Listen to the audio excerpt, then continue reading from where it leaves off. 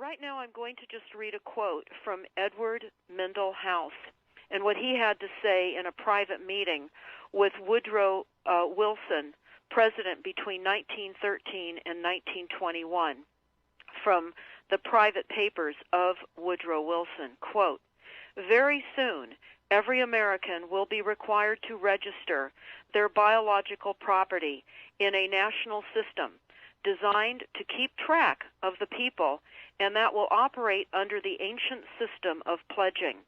By such methodology, we can compel people to submit to our agenda, which will affect our security as chargeback for our fiat paper currency. Every American will be forced to register or suffer not being able to work and earn a living. They will be our chattel, and we will hold the security interest over them forever by operation of law merchant under the scheme of secured transactions. Americans, by unknowingly or unwittingly delivered the bills of lading to us, will be rendered bankrupt and insolvent, forever to remain economic slaves through taxation secured by their pledges. They will be stripped of their rights and given commercial value, designated to keep us a profit that will be none the wiser. For not one man in a million could ever figure out our plans, and if by accident one or two would figure it out, we have in our arsenal plausible deniability.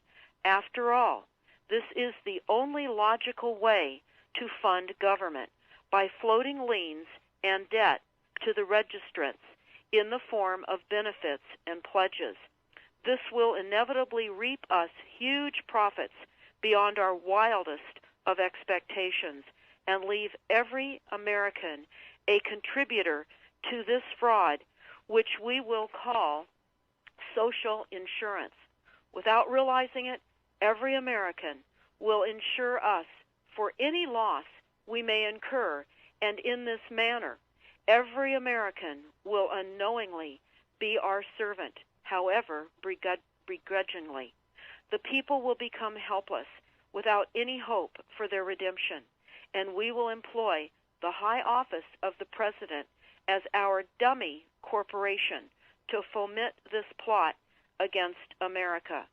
Having established plausible deniability, even if people become enlightened that they had a remedy and pursued it, the attorneys, judges, and legislators could claim that they did not understand the people's claims, especially if the technical requirements for achieving it were not followed pursuant to statutory requirements, requiring the public schools to teach civics, government, and history classes out of federally approved, politically correct textbooks written by the publishing houses owned by the owners of the Federal Reserve would assure that the people would not discover the remedy for a long time, if ever.